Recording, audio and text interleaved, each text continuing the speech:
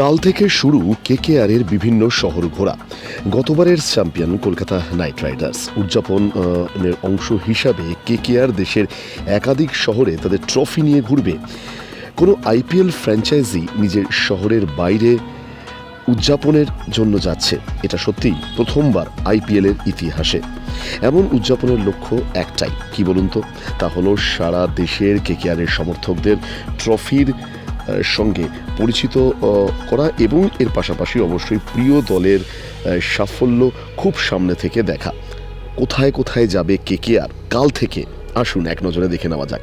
14ই ফেব্রুয়ারি গুয়াহাটি, 18ই ফেব্রুয়ারি ভুবনেশ্বর, 21শে ফেব্রুয়ারি জামশেদপুর, 20শে ফেব্রুয়ারি রাঁচি, 28শে ফেব্রুয়ারি গ্যাংটক, 2রা মার্চ শিলিগুড়ি, 7ই মার্চ পাটনা, 8ই মার্চ দুর্গাপুর, 12 এবং 16ই মার্চ দুদিন কলকাতা।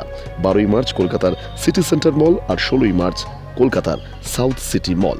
সুতরাং আইপিএল ফ্র্যাঞ্চাইজির জন্য এটা একটা দারুণ খবর, আর কেকেআরের সমর্থকদের জন্য দারুণ খবর। তার কারণ আইপিএল ফ্র্যাঞ্চাইজির ইতিহাসে প্রথমবার কোনো ফ্র্যাঞ্চাইজি তারা কিন্তু তাদের ট্রফি নিয়ে শহরের বিভিন্ন প্রান্তে, দেশের বিভিন্ন শহরের বিভিন্ন প্রান্তে তারা ঘুরবে। তবে কলকাতার মানুষদের জন্য আবারও জানিয়ে রাখি, 12ই আর 16ই মার্চ কেকেআর ট্রফি নিয়ে আসছে কলকাতায়।